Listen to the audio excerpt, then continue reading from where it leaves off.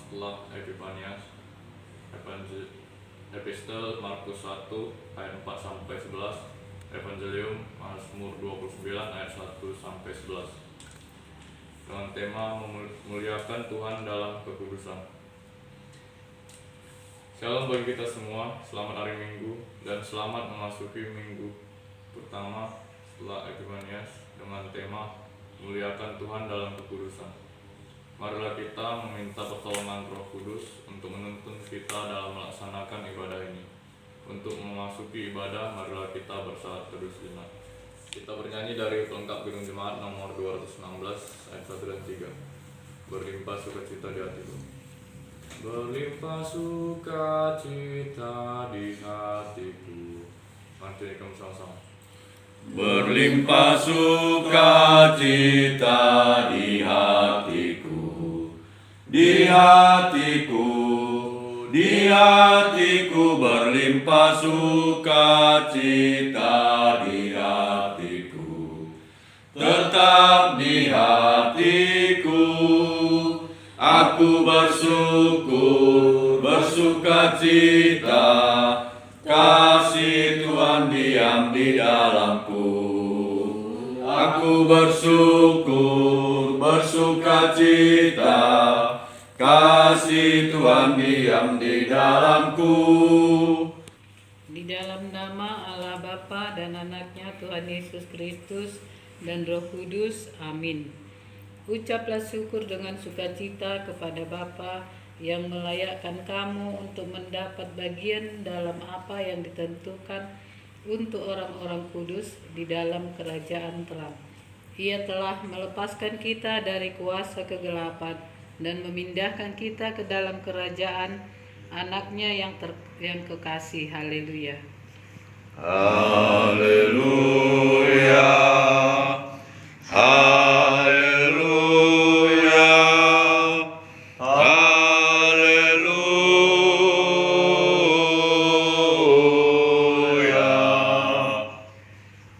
Marilah kita berdoa. Kita bernyanyi dari Kidung Jemaat nomor 33 ayat 1 dan 2. Tuhan Allah telah berfirman, haleluya. Mari dari kamu sama-sama. Tuhan Allah telah berfirman, haleluya, pada umat sabda hikmat, haleluya, bukan telinga hai umatnya, kabar yang baik dengarkanlah, buka hatimu Tuhan datang, hai yang beriman. Firman Tuhan diambil dari Mazmur 29 ayat 1-11. Kebesaran Allah dalam ibadah. Mazmur Daud. Kepada Tuhan, hai penghuni sorgawi, kepada Tuhan sajalah kemuliaan dan kekuatan. Berilah kepada Tuhan kemuliaan namanya, sujudlah kepada Tuhan dengan berhiaskan kekudusan. Suara Tuhan di atas air, Allah yang mulia mengguntur, Tuhan di atas air yang besar. Suara Tuhan penuh kekuatan, suara Tuhan penuh semarak. Suara Tuhan mematahkan pohon aras, bahkan Tuhan menumbangkan pohon aras Libanon. Ia membuat gunung Libanon melompat-lompat seperti anak lembu, dan gunung Sirion seperti anak banteng. Suara Tuhan menyemburkan nyala api. Suara Tuhan membuat padang gurun gemetar. Tuhan membuat padang gurun Kades gemetar. Suara Tuhan membuat beranak rusa betina yang mengandung. Bahkan hutan digundulinya, dan di dalam baitnya setiap orang berseru, hormat. Tuhan bersemayam di atas air bah, Tuhan bersemayam sebagai Raja untuk selama-lamanya. Tuhan kiranya memberikan kekuatan kepada umatnya, Tuhan kiranya memberkati umatnya dengan sejahtera. Amin. Shalom Bapak Ibu, Saudara-saudari sekalian. Khotbah hari ini bertema muliakan Tuhan dalam kekudusan. Pada hari Minggu ini kita telah memasuki minggu pertama setelah Epifanias, di mana makna dari Epifanias adalah pernyataan atau penyingkapan tentang kepribadian dan karya-karya Tuhan Allah. Di dalam dunia ini, suatu kenyataan yang sudah kita terima sampai saat ini, bahwa dunia ini dan segala isinya adalah ciptaan Tuhan yang nyata. Dan manusia bisa bernapas itu karena hembusan napas yang diberikan oleh Tuhan Allah. Sampai kematian setiap manusia itu pun hanya seizin Tuhan Allah semesta.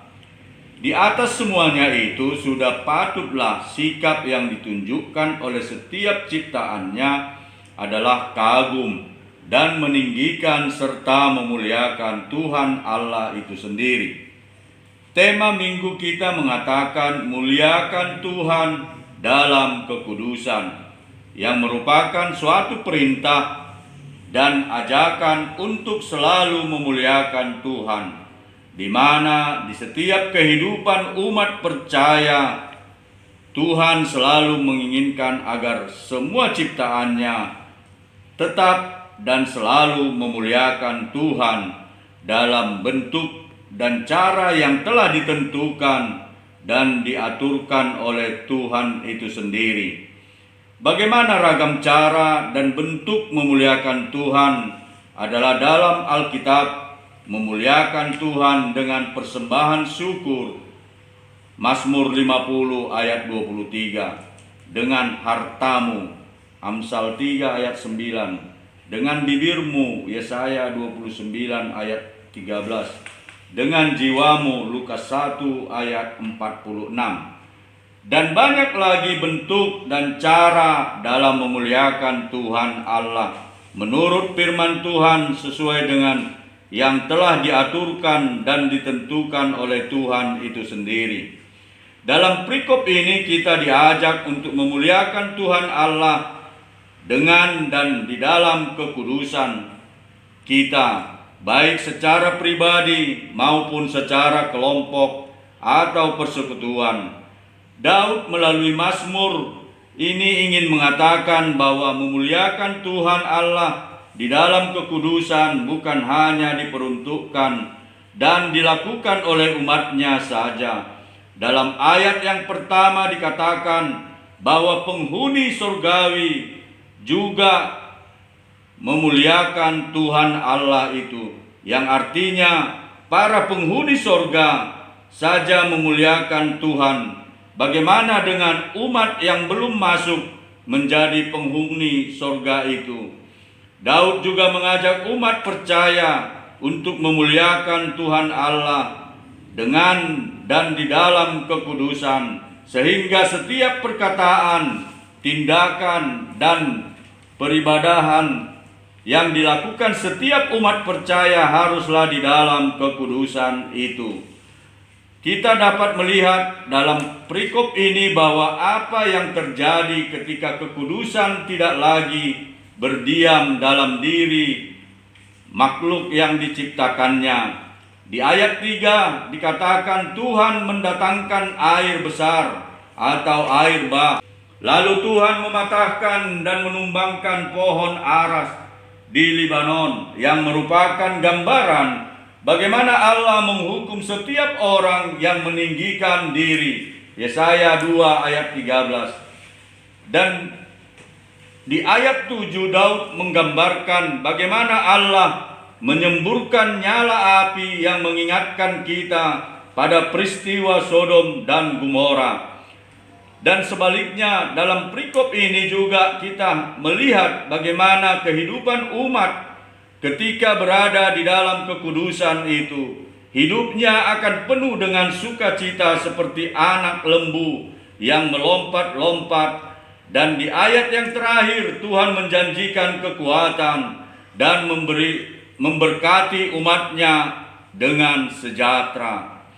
Jemaat yang dikasihi Tuhan kita Yesus Kristus, hidup dalam kekuatan adalah sesuatu hal yang diinginkan Tuhan Allah dari setiap kehidupan umat percaya. Bagaimana setiap umat percaya harus hidup dalam kekudusan melalui perkataan, tindakan, dan peribadatan. haruslah didasari dengan rasa hormat, bahwa setiap apa yang dilakukan umat percaya untuk memuliakan Tuhan dalam kekudusan itu haruslah didasarkan dengan rasa hormat, dan kepada siapa rasa hormat itu ditujukannya. Salah satu contoh di kehidupan umat percaya saat ini tentang peribadatan, jika kita dituntut untuk mematuhi protokol kesehatan, lakukanlah itu dengan rasa penuh hormat kepada Tuhan Allah, bukan kepada pemerintah, bukan kepada sesama, dan bukan pada gerejanya. Kiranya kekudusan kita menghantarkan kita kepada sukacita besar yang Tuhan sediakan bagi mereka yang memuliakannya melalui kekudusan kita, dan kiranya kekudusan kita jugalah yang menjauhkan kita dari segala bahaya yang ditimpahkannya bagi mereka yang meniadakan kekudusan dalam kehidupannya. Amin. Ayat persembahan diambil dari Mazmur 116 ayat 17-18. Aku akan mempersembahkan korban syukur kepadamu dan akan menyerukan nama Tuhan. Akan membayar nazarku kepada Tuhan di depan seluruh umat.